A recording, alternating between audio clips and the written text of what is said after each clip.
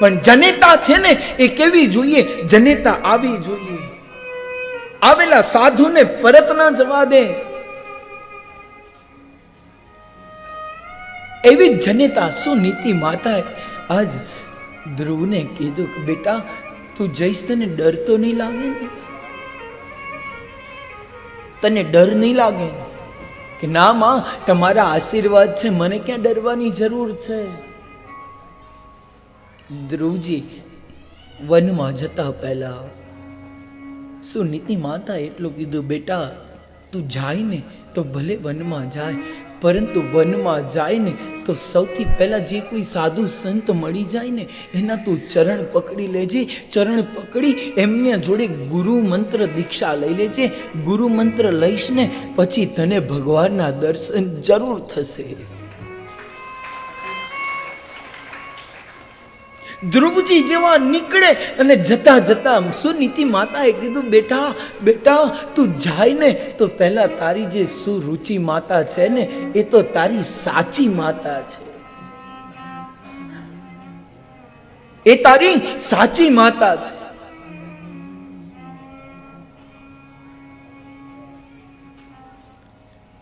એને તું મળીને જજે અને કાઈને જજે કે હું વનમાં જાઉં છું. આટલું જે કીધું ને કે હું વનમાં જઉં છું ના, ત્યારે ધ્રુવજી નીકળે, સુરુચિ માતાને વંદન કરે. સુરુચિ માતાએ કીધું, બેટા બેટા માં હું તમે કીધું ને કે વનમાં જઈ અને તપ કર, હું તપ કરવા માટે જાઉં છું. ધ્રુવજી વનની અંદર જાય. વનની અંદર જતા ધીરે ધીરે ધીરે જતા હતા. એ સ્થળી કઈ હતી? વૃંદાવનમાં આવેલું મધુવન, જ્યાં ધ્રુવજીએ તપ કર્યું. એ સ્થળીને કહેવામાં આવે છે ધ્રુવટીલા. એ વૃંદાવનની અંદર વ્રજ 84 કોષની અંદર મધુવન છે. મથુરાથી 7-8 કિલોમીટર થાય. એ મધુવનની અંદર ધ્રુવજી ધીરે ધીરે ધીરે કરતા કરતા નીકળે છે. આજ વનની અંદર અનેકો ઋષિઓ હતા, પરંતુ ભગવાને વિચાર કર્યો જો કદાચ ભક્તિને પ્રદાયક બનાવવા હશે ને તો મારી જેવા તેવા ગુરુનો આશ્રય બાળકને દેવાશે નહીં. એટલે હું કહું છું ને, એક વાર નહીં અનેકો વાર કહું છું, ભક્તો ગુરુ તમે કે હું નથી કરતા, પરંતુ ગુરુની કૃપા તમારા ને મારા ઉપર થાય છે ને ત્યારે ગુરુ મંત્ર દીક્ષા લેવાય છે. આજ ધ્રુવજી વનમાં નીકળે અને વનમાં નીકળી ધ્રુવજી જાય, પરંતુ ઉપરથી ભગવાને જોયું કે મારો ભક્ત આવ્યો છે. મારા ભક્ત માટે દેવર્ષિ નારદને અનુગ્રહ કર્યો. દેવર્ષિ નારદને એટલું કહી દીધું, જાઓ મારો ભક્ત આવે છે એને ગુરુ મંત્ર દીક્ષા આપો.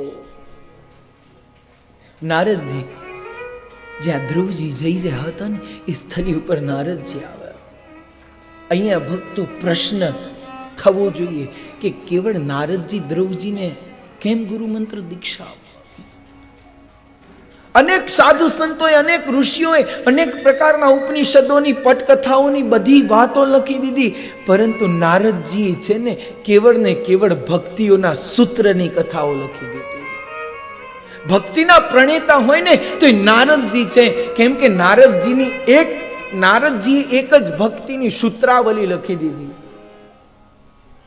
જેને કહેવામાં આવ્યું નારદ ભક્તિ સૂત્ર. ભક્તિ પ્રદાયની છે.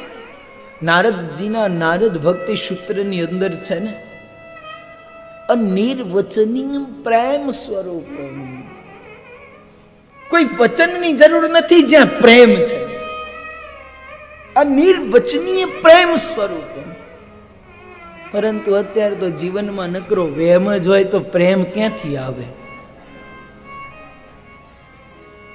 ધ્રુવજી ધીરે ધીરે ધીરે વનમાં ગયા.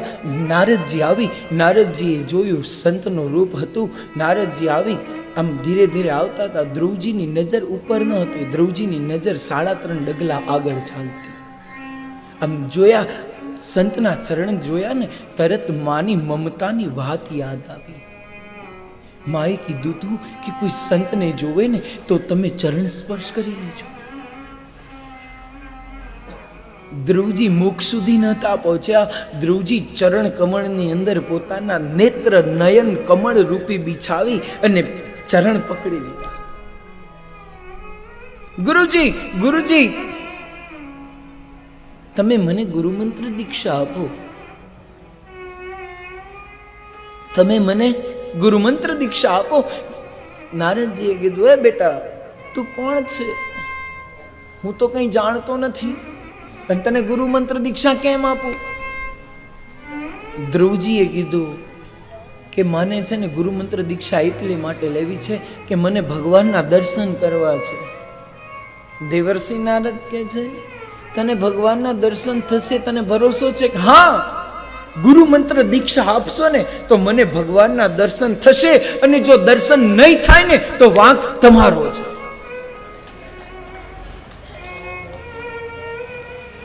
જેવો ગુરુ પ્રબળ હતા, પરંતુ ગુરુ કરતા શિષ્ય છે ને એનાથી વિશેષ પ્રબળ હતા.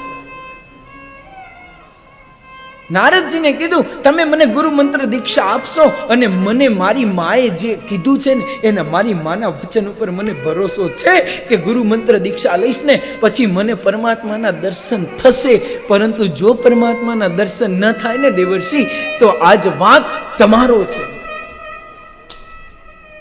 આટલો પાકો જોયો ભક્ત, અને સુંદર મજાના દેવર્ષિ નારદજીએ ધ્રુવજીને એ સ્થળ ઉપર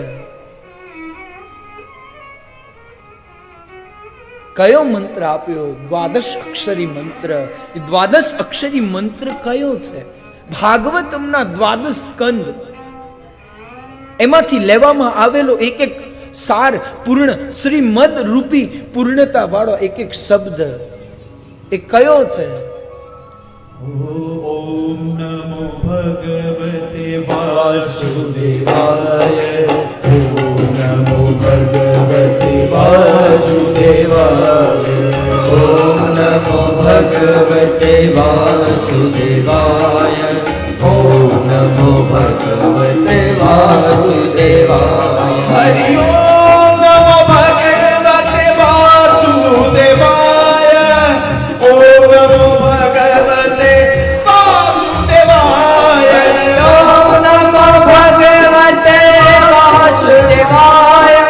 ઓમ નમો ભગવતે વાસુદેવાય.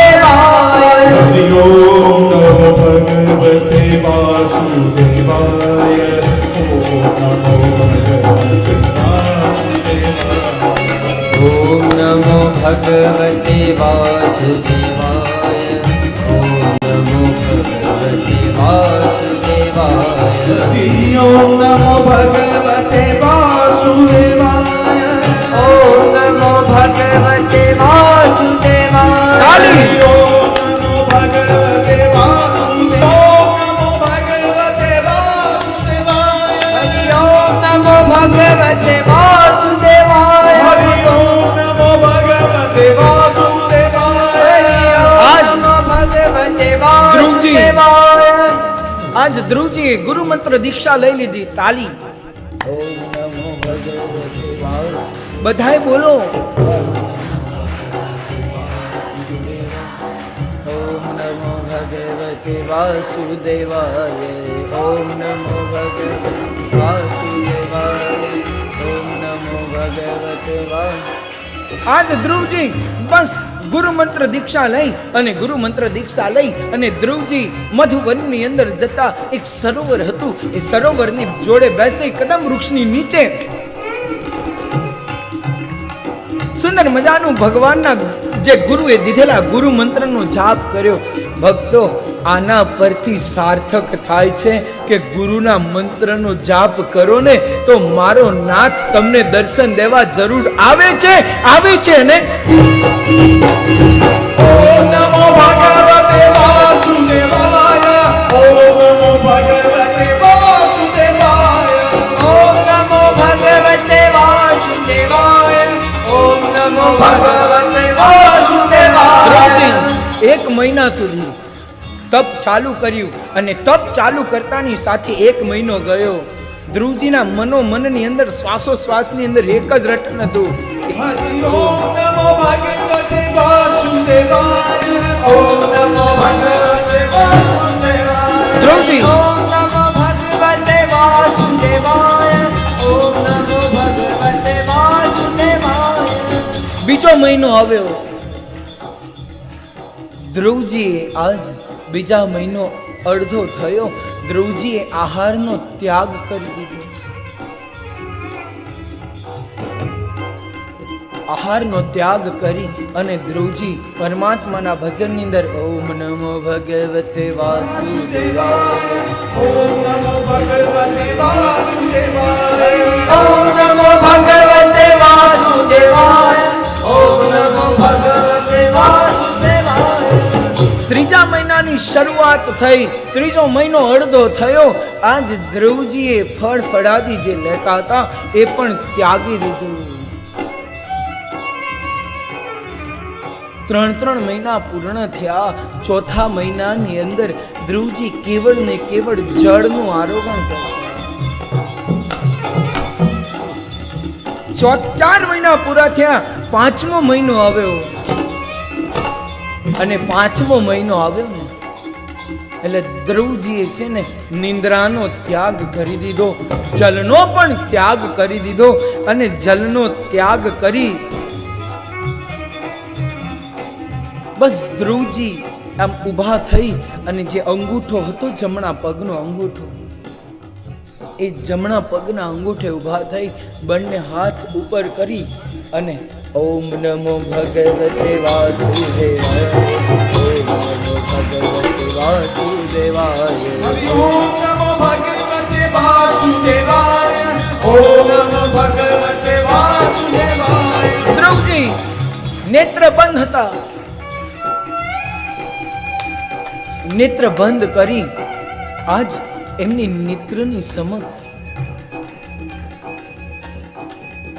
6ઠા મહિનાની શરૂઆત થઈ અને નેત્રની અંદર બસ ચતુર્ભુજ નારાયણ એમને ચિત્ર છબીની અંદર જ્યારે દેખાવાની શરૂઆત કરી.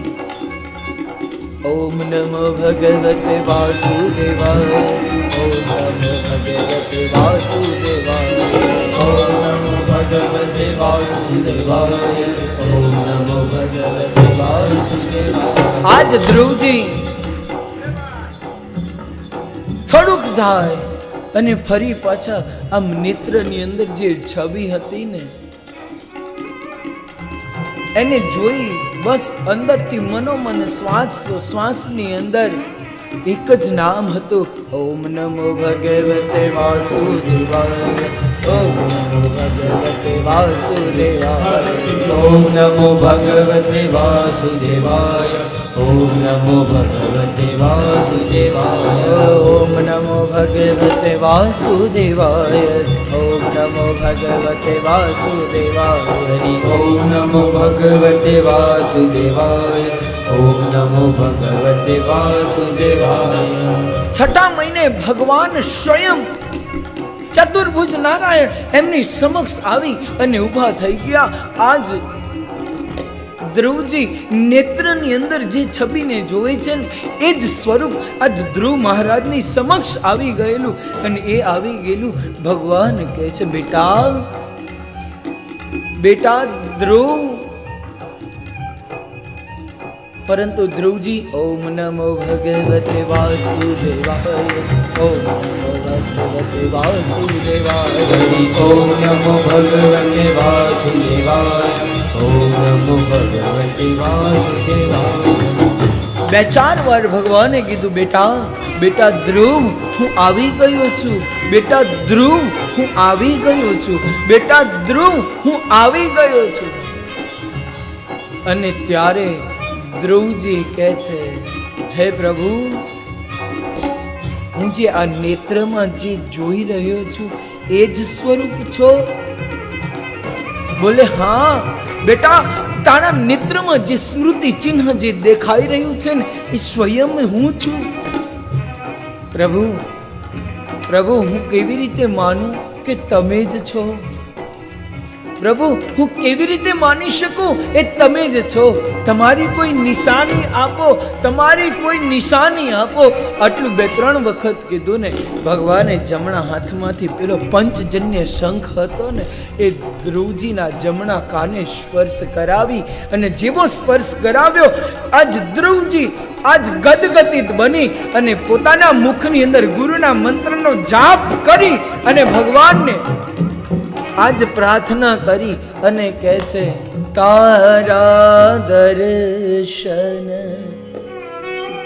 વિના નાથ આંખે અંધારું.